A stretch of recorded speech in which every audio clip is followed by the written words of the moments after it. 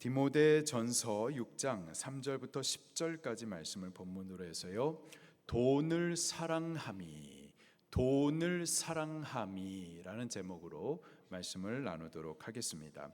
바울이 교회 안의 성도들 서로를 어떻게 대할지 가족됨의 원리로 가르쳐 주었었어요. 또 교회 안의 참 과부에 대해서는 어떻게 대할지 곧 존대하라 가르쳐 주십니다. 그리고 잘 다스리는 장로님들에 대해서는 또 어떻게 대할지 곧 배로 존경할 자로 알라 가르쳐 주십니다. 이어서요, 교회의 영역을 넘어서 이제 사회로 직장에 가가지고 직장에서 사장님께 혹 직원들에게 어떻게 대할지도 가르쳐 주시죠.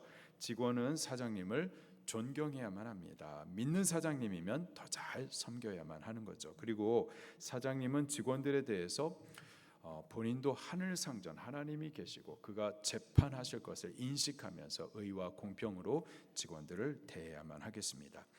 이어서 바울은요, 오늘 본문에 성도가 돈에 대하여서는 어떻게 대하여야 하는 건지, 돈에 대하여서 우리가 어떠한 자세를 가져야 되는지에 대해서 가르쳐 주십니다. 돈 문제는 예민해요.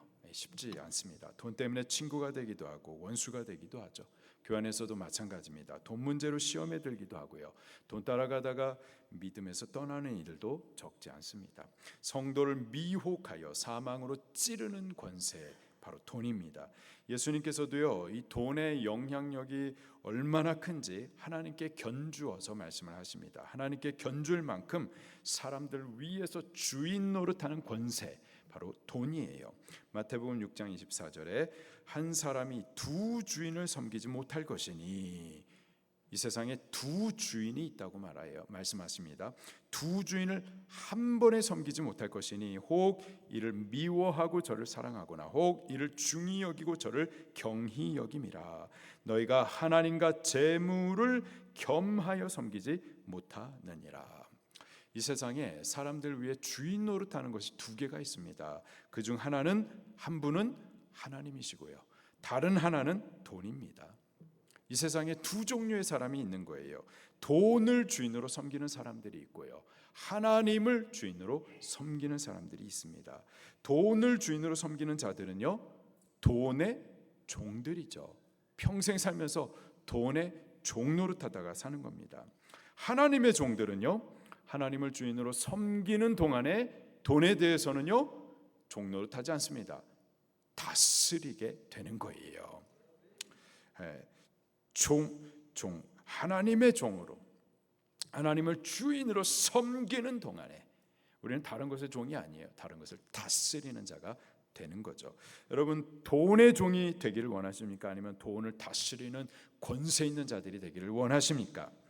돈에 이끌려서 종 노릇하면서 예배도 신앙도 다 빼앗기고 포기하며 살기를 원하십니까? 아니면은 돈을 다스리면서 하나님과 주의 복음의 일들을 위해서 사용할 수 있는 자가 되기를 원하십니까? 우리는 돈의 종이 아니라 하나님의 종인 것을 인식하십시다. 그리고 돈에 이끌려 사는 자들이 아니라 돈을 다스려서 사는 자들이 꼭 될 수 있기를 예수님 이름으로 축원합니다. 오늘 본문은요, 성도가 이 돈에 대해서 어떻게 대할지, 물질적 소유에 대해서 어떤 자세를 취해야 하는지에 대해서 가르쳐 주세요. 한 세 가지를 나누어서 보도록 하겠습니다. 첫 번째로는 거짓 교사에 대해서 먼저 언급을 하세요. 이들은 돈의 종들입니다. 경건을 이익의 방도로 여기는 자들이죠. 그들에 대해서 경계시켜 주십니다. 두 번째로요, 물질에 대해서 성도가 어떻게 되어야 되는지 곧 자족하라, 이렇게 말씀을 가르쳐 주세요. 마지막으로 세 번째, 우리가 이 물질에 대해서 자족해야 되는데 그러지 못하고 부하려 하거나 돈을 사랑하면은 그 탐심의 결과가 어떠한지에 대해서 경고를 해 주십니다.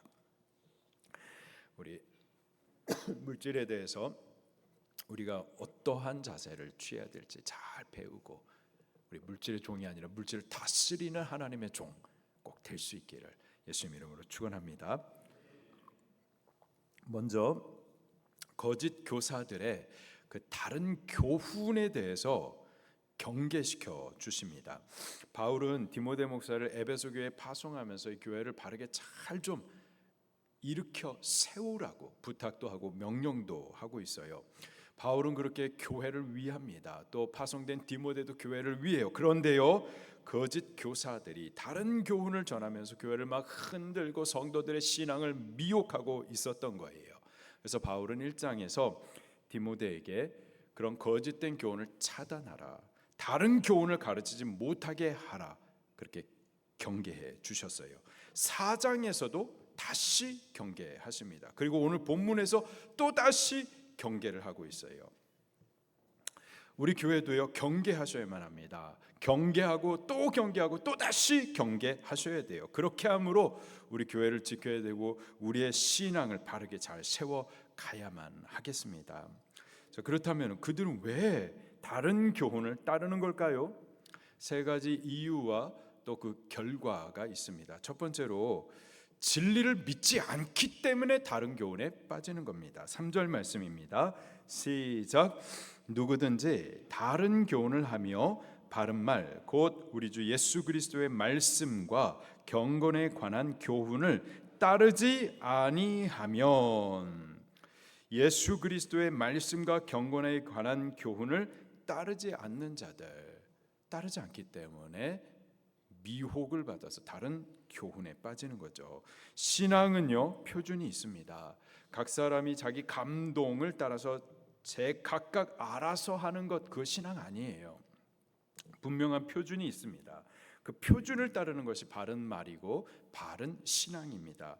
바울이 바른 신앙의 표준으로 두 가지를 지금 제시하고 있습니다. 첫 번째로는요, 우리 주 예수 그리스도의 말씀을 따르는 것입니다.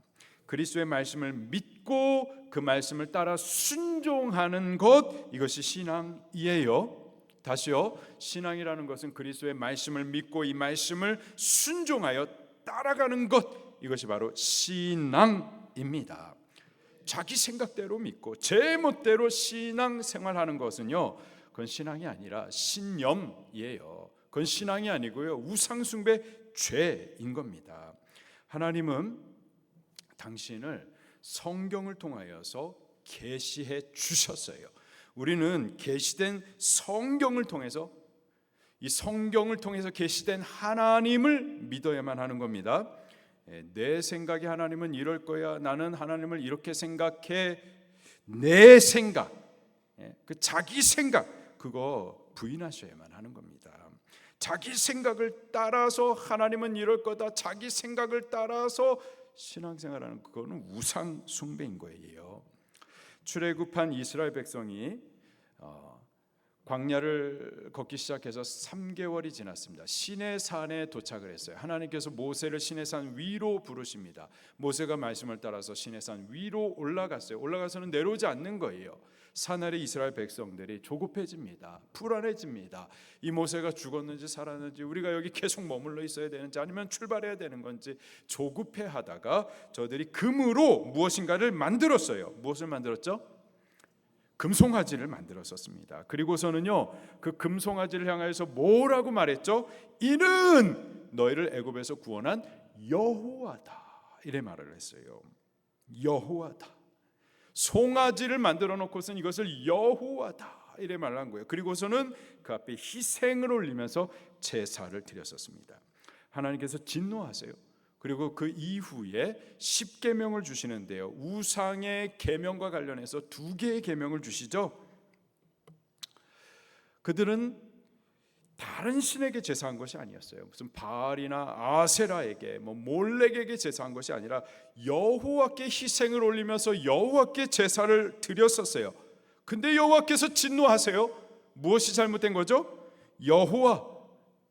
여호와께 예배를 했는데, 어떤 여호와? 자기들이 만들어낸 여호와, 그분을 자기들이 만들어낸, 자기 생각으로 만들어낸 여호와, 그리고 자기 멋대로 그렇게 희생과 제사를 올려드린 거죠. 내 생각을 따라서 하나님은 이렇게 송아지로 만들어 놓은 겁니다. 하나님을 자기 생각을 따라 만드는 것, 그게 바로 우상이에요. 그리고 제 생각대로 하나님을 섬기는 것, 그게 우상 숭배인 겁니다. 자기 생각, 제 멋대로 믿는 신앙은 그건 신앙이 아니라 우상 숭배, 죄인 겁니다. 당시 출애굽한 이스라엘 백성들이 바로 이 우상 숭배가 있었었고요.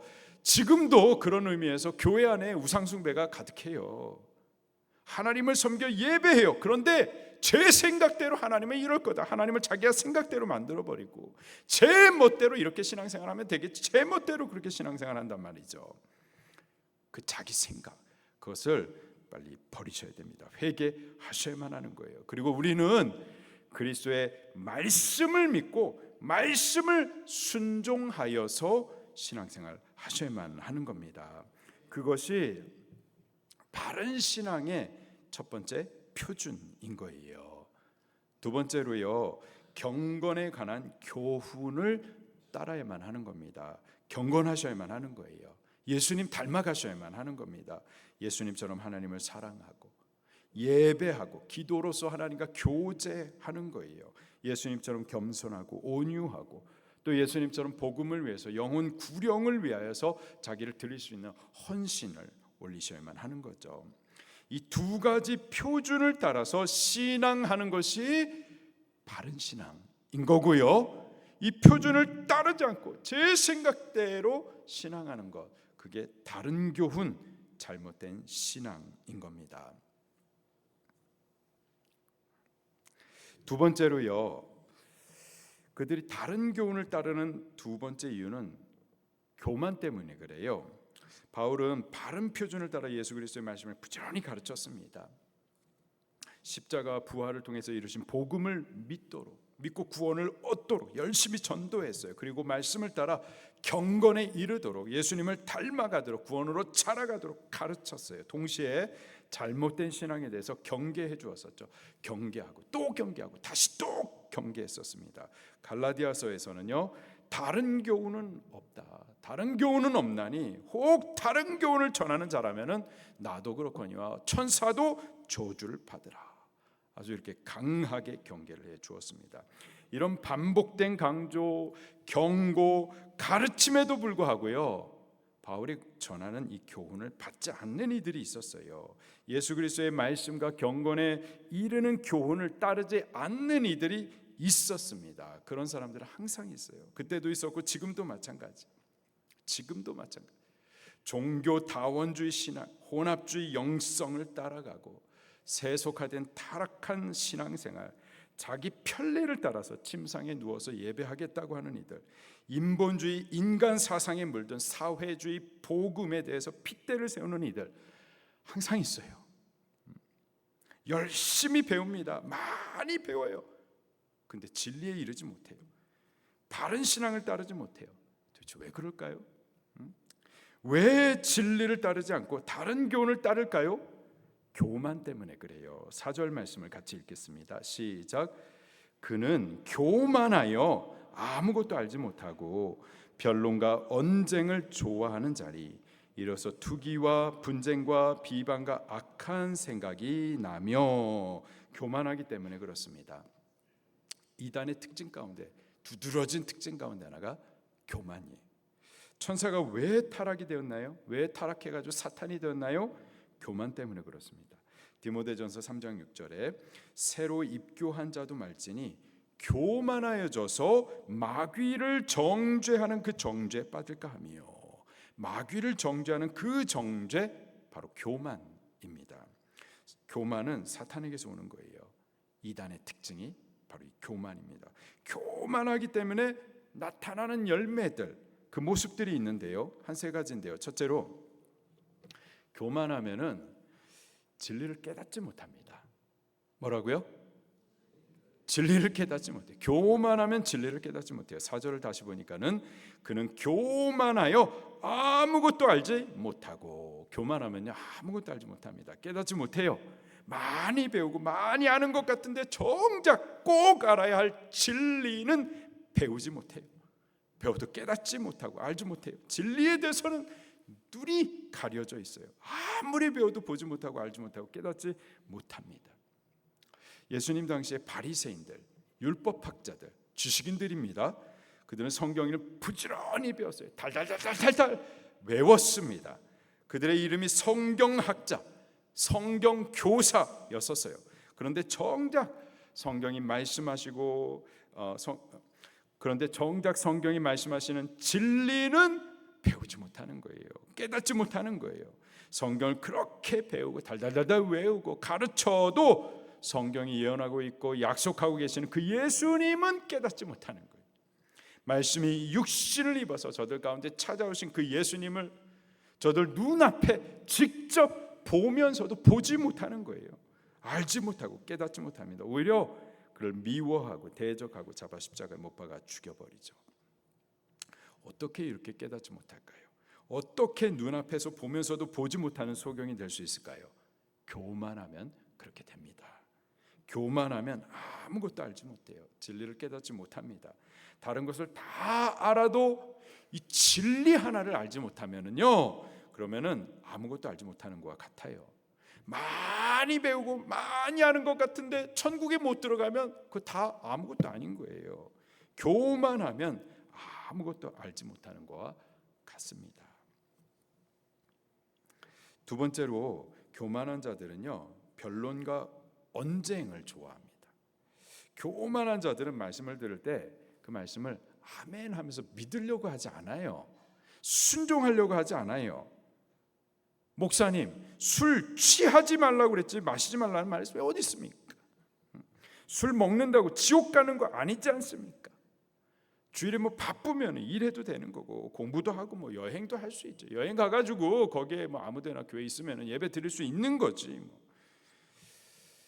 지금이 뭐 성전 시대도 아닌데 왜 자꾸 11조를 가르치고, 내가 편안하게 유튜브로 예배할 수도 있는 거지. 뭐 그게 예배 아니라고 자꾸 그렇게 말하고, 또 동성애만 죄입니까? 뭐 교회는 성적으로 깨끗합니까? 따지기를 좋아해요. 변론과 언쟁하기를 좋아합니다. 왜 그럴까요? 믿기 싫은 거예요. 순종하기 싫은 거예요. 그래서 말이 많고 따지는 겁니다. 교만한 자들의 모습이에요. 세 번째로요, 그들은 투기와 분쟁과 비방과 악한 생각 등 교회의 하나됨을 깨뜨립니다. 교회는 예수 그리스도의 십자가 보혈로 세워집니다. 그리고요, 오순절 성령님이 강림하사 세우신 그 열매가 또 교회예요. 예수님은 이 교회를 위해서 기도하셨어요. 겟세마네 동산에서 3번을 기도하셨습니다. 교회의 하나됨을 위해서 기도했어요. 또 성령님은요, 교회가 하나 되도록 하신 분이시죠. 에베소 4장 3절에 평안의 매는 줄로 성령이 하나 되게 하신 것을 힘써 지키라. 교회는 이런 곳입니다. 교회는 예수님의 핏값으로 세워지고 성령이 세우시는 거룩한 기관이에요. 예수님께서 하나 되도록 위하여서 중보하시는 것이고 성령이 하나 되게 하신 것이 바로 교회라고요. 그런데 교만하면은 이 교회를 함부로 하게 되고 또 하나됨을 깨뜨리는 거죠. 이게 바로 다른 교훈을 따르는 자들입니다. 그들은 교만하여서 진리를 알지 못하고 변론과 언쟁을 좋아하고 교회 하나됨을 깨뜨립니다. 마지막으로요, 다른 교훈을 따르는 이들, 그들의 마음은요, 부패해서 경건하지 않습니다. 탐욕적이에요. 5절 말씀을 또 같이 읽겠습니다. 시작. 마음이 부패하여지고 진리를 잃어버려 경건을 이익의 방도로 생각하는 자들의 다툼이 일어나느니라. 아멘. 그리스도의 말씀은 진리고 빛이시죠. 우리를 부패하지 않도록 지키십니다. 깨끗하도록, 거룩하도록, 경건하도록 이끌어 가세요. 시편 119편 9절에 청년이 무엇으로 그 행실을 깨끗게 하리까? 주님의 말씀을 따라 삼갈 것이니이다. 에베소서 5장 26절에 이는 곧 물로 씻어 말씀으로 깨끗하게 하사 거룩하게 하시고. 그리스도의 말씀은 우리를 부패하지 않도록, 깨끗하도록, 거룩하도록, 경건하도록 그렇게 이끌어 가십니다. 그리스도의 말씀은 죽어있는 글자가 아니에요. 살아계십니다. 살아계신 하나님의 살아계신 말씀이 성경 말씀이에요. 좌우에 날선 예리한 검과 같고 마강한 활과 같아가지고 말씀이 선포될 때 우리를 찌르기도 하시고 쪼개기도 하십니다. 우리 안에 있는 죄를 보게 하시고 찔러서 책망하여 아프게도 하시고 쪼개어서 거룩하게 구별되기도 하시죠. 죄와 의를 분별하게 하시고 하나님의 기뻐하시고 선하신 뜻이 무엇인지 알게도 하십니다.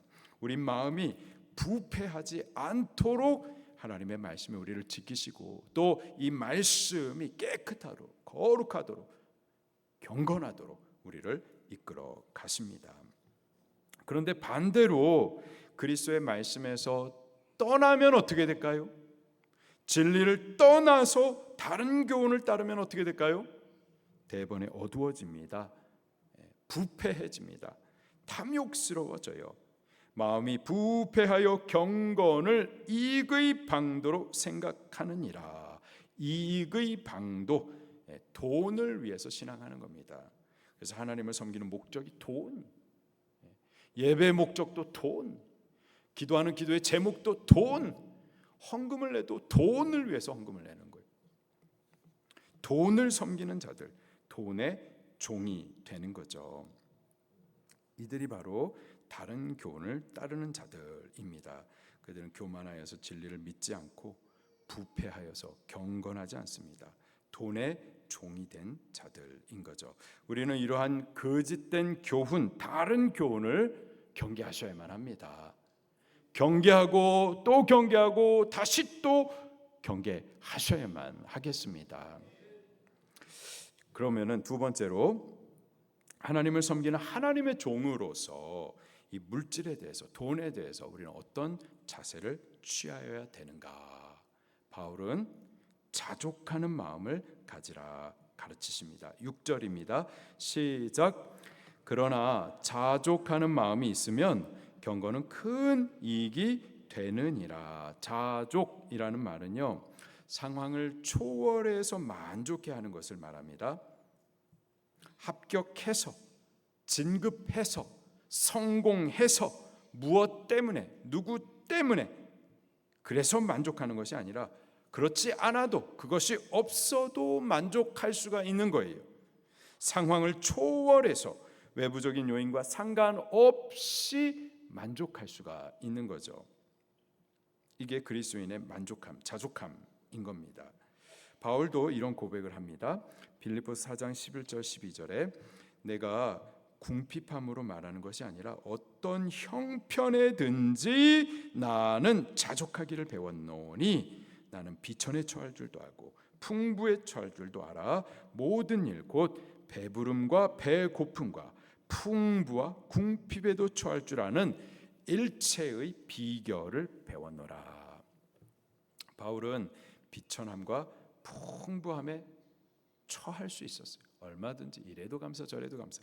배고픔과 배부름의 여러 가지 상황이 있었지만 그 모든 상황을 초월해 가지고 자족할 수가 있었어요. 어떻게 그렇게 할 수가 있었을까요? 어떻게 이렇게 상황을 초월해 가지고 자족할 수가 있을까요? 그가 자족할 수 있는 그 비결이 무엇인지 이어서 또 밝히 말씀해 주십니다. 빌립보서 4장 13절에 내게 능력 주시는 자 안에서, 내게 능력 주시는 자 안에서 내게 모든 것을 할 수 있느니라. 내게 능력 주시는 자 누구시죠? 그리스도 예수님, 그분 안에서는 모든 것을 할 수가 있는 거예요. 그리스도께서 자족할 수 있는 능력을 주십니다. 예수님 한 분만으로도 만족할 수가 있어요. 예수님 안에 모든 것이 다 있기 때문에 그런 거죠. 우리 이 땅에 사는 동안에 모든 필요를 그분이 공급해 주십니다. 그리고 우리의 삶을 책임져 주세요. 궁극적으로는 저 영원히 영광스러운 나라를 약속해 주십니다. 예수님 안에서, 그분의 약속 안에서 우리 만족할 수가 있는 거예요. 예수님 한 분으로 충분한 겁니다. 전에는 물질이 우리 삶에 있어서 막 굉장히 크게 보였었는데, 근데요, 예수님 안에서, 그분의 약속하신 것 안에서 다시 보면은 그렇게 크지 않아요. 묶이지 않습니다. 자족할 수 있어요. 자유할 수 있습니다. 탐내지 알 수 있습니다. 돈의 종이 되지 않는 거예요. 예수님 안에서 자족하는 마음을 가질 수만 있다면 우리 경건이 큰 유익이 될 수가 있습니다. 7절 말씀도 같이 읽겠습니다. 시작. 우리가 세상에 아무것도 가지고 온 것이 없음에 또한 아무것도 가지고 가지 못하리니. 우리가 세상에 날 때 아무것도 가지고 온 것이 없고 또 죽을 때에도 아무것도 가지고 가지 못합니다. 물질, 소유라고 하는 것은 우리가 육체를 입고 이 땅에 사는 동안만 필요한 거죠. 그리고요 그 필요들을 주님께서 다 채워 주십니다. 8절 말씀 시작. 먹을 것과 입을 것이 있음은즉 족한 줄로 알 것이니라. 먹을 것과 입을 것, 우리가 육체를 입고 이 땅 사는 동안에 꼭 필요한 것들이죠. 없어서는 안 됩니다. 없어서는 안 될 것을, 꼭 필요한 것을 하늘 아버지께서도 다 알고 계세요. 그리고 그가 그 필요를 다 채워 주십니다. 먹여도 주시고 입혀도 주시고 책임져 주세요. 마태복음 6장 31절 32절에 그러므로 염려하여 이르기를 무엇을 먹을까, 무엇을 마실까, 무엇을 입을까 하지 말라. 이는 다 이방인들이 구하는 것이라 너희 하늘 아버지께서 이 모든 것이 너에게 있어야 할 줄을, 너희가 꼭 필요한 것인 줄을 아시느니라. 알고 계세요. 마태복음 6장 25절에 그러므로 내가 너에게 이르노니 목숨을 위하여서 무엇을 먹을까, 무엇을 마실까, 몸을 위하여 무엇을 입을까 염려하지 말라. 그러므로 염려하지 말라. 왜? 하늘 아버지께서 이 모든 것이 있어야 할 줄을 아시기 때문에, 또 그가 공급하시고 책임져 주시기 때문에 우리 염려하지 않을 수가 있는 겁니다. 우리는 우리의 필요를 아시는 아버지, 또 공급하시고 책임지시는 아버지, 그가 우리에게 먹이시고 입혀주시는 그것 안에서 감사하고 족한 줄로 알아야 하겠어요. 자, 여기서 우리가 자족하라라는 이 말은요, 하나님께서 먹을 것을 주시고 또 입히시는데 우리가 육체를 입고 살 수 있는 꼭 필요한 정도를 주신다 해서 그 이상은 아무것도 구해서는 안 되고 최소한으로 받아 살고 가난하게 살고 금욕적으로 살아야 한다. 기독교인들은 부자는 안 된다. 그런 말씀은 절대 아닙니다. 6장 17절에 또 이렇게 말씀하세요. 오직 우리에게 모든 것을 후히 주사 누리게 하시는 하나님. 다시요. 오직 우리에게 모든 것을 후히 주사, 겨우 조금 주는 게 아니라 후히 주사 누리게 하시는 하나님이세요. 아멘. 네. 아멘 하신 분들은 후히 받으십시오. 아멘 하신 분들은 후히 받으셔서 누리시기를 바랍니다. 우리 하나님은 이런 분이세요. 겨우 어쩔 수 없어서 그냥 조금 아까워하면서 주시는 분이 아니라 후히 받으세요. 후히 주사 우리를 누리게 하시는 분이 바로 우리가 믿고 섬기는 하나님이십니다. 그래서 족한 줄 알라라는 이 말씀은 또 가난해야 된다, 최소한만 먹고 살아야 된다, 금욕해야 된다, 이런 것이 아니라 물질주의, 탐욕을 경계해 주시는 말씀인 거예요. 우리가 나그네 인생으로 사는 자요 하늘의 소망을 두는 자로서 이 땅에 이 보물을 막 쌓아두려고 하지 말고 저 천국의 보물을 쌓아라, 그러한 의미인 거죠. 자, 마지막으로요, 우리가 물질에 대해서 족한 줄 알아야 되는데, 경건하여 자족하지 못하고 부하려 하고 돈을 사랑하면 그 탐심의 결과가 어떤지에 대해서도 경고를 해주고 계십니다. 9절입니다. 시작. 부하려 하는 자들은 시험과 올무와 여러 가지 어리석고 해로운 욕심에서 떨어지나니 곧 사람으로 파멸과 멸망에 빠지게 하는 것이라. 이 탐심에 관해서는요, 구약 성경에서도 많이 경계하십니다. 전도서 5장 10절에 은을 사랑하는 자는 은으로 만족하지 못하고 풍요를 사랑하는 자는 소득으로 만족하지 못하나니 이것도 헛되도다. 잠언 28장 20절에 속히 부하고자 하는 자는 형벌을 면하지 못하리라. 반드시 형벌을 당한다라는 거죠. 속히 부하고자 하는 자, 속히 부하고자 하는 자, 탐심에 끌려가지고 정당한 노동 없이 부정한 방법으로 속히 부하고자 하면은 반드시 형벌을 받게 된다 경고하고 계세요. 단순히 이것을 언어로만 경고하시는 것이 아니고요, 물질과 함께 망한 자들의 예들을 들어서 경고하십니다. 대표적으로 여리고성 정복 후에 아간이 이 물질에 대한 탐심으로 인하여서 어떻게 됐나요? 돌무더기에 묻히게 됩니다. 유다가 이 물질 탐심으로 인하여서 은 30으로 예수님을 팔아먹죠. 그렇게 저주를 당합니다. 아나니아하고 삽비라, 이 물질에 대한 탐심으로 인하여서 성령을 거짓말로 속이려다가 즉사하게 되죠. 다 물질 탐심으로 말미암아 망한 경우들입니다. 탐심, 망하는 거예요. 바울은 부하려 하는 자들, 돈을 사랑하는 자들, 탐욕스러운 사람들, 그들이 어떻게 망하게 되는지 그 순서를 이렇게 경고하고 계십니다. 첫째로는요, 시험과 올무에 떨어져요. 탐심으로 인해서 탐심이 없는 동안에는 시험도 없어요. 근데 탐심이 있는 동안에는 시험과 올무에 떨어지게 되는 거죠. 그리고서는 해로운 정욕에 묶이게 되는 겁니다. 그리고 그 결과는요, 파멸과 멸망에 빠지게 된다 말씀하세요. 파멸과 멸망, 같은 단어입니다. 근데 같은 단어를 두 번 쓰고 있어요. 무슨 뜻이냐? 완전한 멸망이라는 뜻일 수도 있고요, 이 땅에서도 멸망하고 내 생에서도 멸망할 것이다, 지옥 갈 것이다, 그런 뜻일 수도 있어요. 바울은 이 탐심의 결과의 엄중함을 다시 한번 경고하십니다. 10절입니다. 시작. 돈을 사랑함이 일만악의 뿌리가 되나니 이것을 탐내는 자들은 미혹을 받아 믿음에서 떠나 많은 근심으로 자기를 찔렀도다. 돈 자체는 절대 악하지 않습니다. 하나님은 후히 주신다고 그랬어요. 누리게 하신다 말씀하십니다.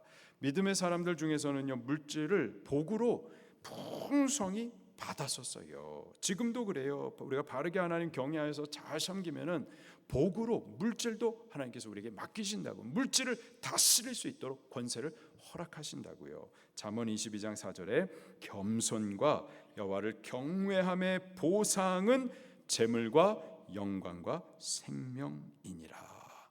돈과 재물, 그건 절대 악하지 않습니다. 부자들, 나쁜 사람들, 기업하는 사람들, 막 도둑놈들, 이렇게 생각해서는 안 되는 거예요. 돈과 재물 그 자체는 절대 악하지 않아요. 그러나 부하려고 하는 자, 돈을 사랑하는 것, 다시 말해서 물질에 대한 탐욕, 그 결과는 파멸에 이르게 되는 거죠. 먼저는 미혹을 받아서 믿음에서 떠나게 된다 말씀하세요. 믿음에서 떠나면 다 뺏기는 겁니다. 영혼이 죽는 거예요. 지옥 가는 겁니다. 우리가 죽음 이후에 지옥을 가는 거고, 그러면 지옥 가는 대신 이 땅에서는 뭐 좀 그러면 행복할까요? 그렇지도 않아요. 근심으로 자기를 찌르는도다 말씀하세요.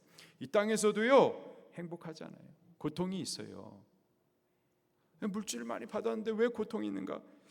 결론은 물질이 절대 우리를 만족하게 해주거나 행복하게 해주지 못한다라는 뜻입니다. 사람이 무엇으로 행복할 수가 있을까요? 무엇으로 만족할 수가 있을까요? 많은 사람들은 돈이라고 생각을 해요. 돈을 많이 안 가져봤기 때문에 돈이 있으면 행복할 것이다, 만족할 것이다, 많은 소유가 있으면은 그땐 좀 행복할 것이다 착각합니다. 만약에 많은 소유, 그것이 우리를 행복하게 한다면요, 부자는 행복해야만 할 거예요. 더 큰 부자가 더 많이 행복해야만 할 거예요. 근데 제가 알기로는 최고 부잣집 딸인데 자살했어요. 행복하지 않은 거예요. 돈으로는 행복해지는 것이 아닌 거죠. 솔로몬은 우리를 대표해 가지고요, 사람이 가질 수 있는 모든 것을, 최고의 소유를 다 가져본 사람이에요. 다 가져봤고 다 누려봤고 저가 타락하기까지 다 해보았었습니다. 그리고 나서 간증문을 남겼어요. 그게 전도서예요. 이 전도서를 보니까는 솔로몬이 어마어마하게 소유했었습니다. 금도, 은도, 보석도, 그리고 돈도 어마어마하게 소유했었어요. 농사일도 해봤고요, 무역도 해봤고요, 많은 소유, 많은 가축들도, 많은 종들도 가져봤고요, 좋은 과수원도 가져봤고요, 좋은 농장도, 정원도 가져보고, 부인도 1000명이나 가져봤어요. 땅에서 소유할 수 있는 모든 것을 다 가져본 거예요. 우리를 대표해가지고 다 가져본 거예요. 다 가져가지고 그 소유를 통해서 그 안에서 혹 만족을 찾을 수가 있을까? 혹 행복을 찾을 수 있을까? 그래서 만족을 찾았었을까요? 행복을 찾았었을까요? 찾지 못했었습니다. 뭐라고 고백하느냐? 헛되도다라고 고백을 합니다. 전도서 5장 10절에 은을 사랑하는 자는 은으로 만족하지 못하고 풍요를 사랑하는 자는 소득으로 만족하지 못하나니 이것도 헛되도다. 돈으로, 많은 소유로 만족과 행복을 찾지 못한다라는 거죠. 자, 그런데요, 하나님께서 이스라엘을 향해서 이렇게 말씀하세요. 신명기 33장 29절에 이스라엘이여 너는 행복한 사람이로다. 이스라엘이여 너는 행복한 사람이로다. 그가 어떻게 행복할 수가 있었을까요? 여호와의 구원을 너같이 얻은 백성이 누구냐? 그는, 하나님은 너를 돕는 방패시오 너의 영광의 칼이시로다. 내 대적이 내게 복종하리니 내가 그들의 높은 곳을 밟으리라. 신명기 10장 13절에 내가 오늘 너의 행복을 위하여 내게 명하는 여호와의 명령과 규례를 지킬 것이 아니냐. 시편 17편 15절에 나는 의로운 중에 주의 얼굴을 배우리니 내가 깰 때 주의 형상으로 만족하리이다. 바울도요, 고린도후서 3장 5절에 이렇게 고백을 하고 있습니다. 우리의 만족은 오직 하나님으로부터 나느니라. 여호와 하나님을 자기 하나님으로 만날 때, 여호와 하나님을, 이 성경의 하나님을, 아브라함의 하나님을, 다윗의 하나님을, 모든 믿음의 선조들이 만난 그 하나님을 나의 하나님으로 만나는 자, 그는 행복한 자입니다. 여호와 하나님 안에 거할 때, 그분의 말씀을 따를 때 그 안에 하나님을 체험하면서 참된 만족과 행복을 누릴 수가 있는 거죠. 물질이 아닙니다. 하나님으로, 하나님 안에서 참된 만족과 행복을 찾을 수가 있고 누릴 수가 있는 거예요. 이번 한 주간 동안에 우리 여호와 하나님을 간절히 찾으십시오. 지식으로만 아는 것 말고 아브라함이 만난 하나님, 이삭이 만난 하나님, 그 하나님을 야곱이 만난 것처럼 나의 하나님으로 만나 주시기를 위해서 간절히 한번 구해 보십시오. 금요일 날 우리 어린 자녀들이요, 무릎 꿇고서 1시간 이상을, 늦은 시간에 나 좀 만나달라고, 초등학교 1학년 아이부터 6학년 아이 때까지 간절히 부르짖습니다. 그리고요, 그렇게 부르짖음으로 인하여서 만나주세요. 하나님께서 우리들도 만나야 되지 않겠어요? 이삭, 야곱, 그 하나님, 아브라함의 하나님, 이삭의 하나님, 야곱의 하나님.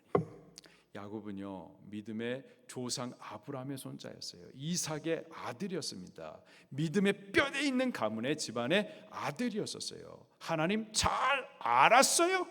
어렸을 때부터 신앙교육 배웠어요. 근데 머리로만 알았던 거죠. 내 하나님으로는 만나지 못했던 거예요.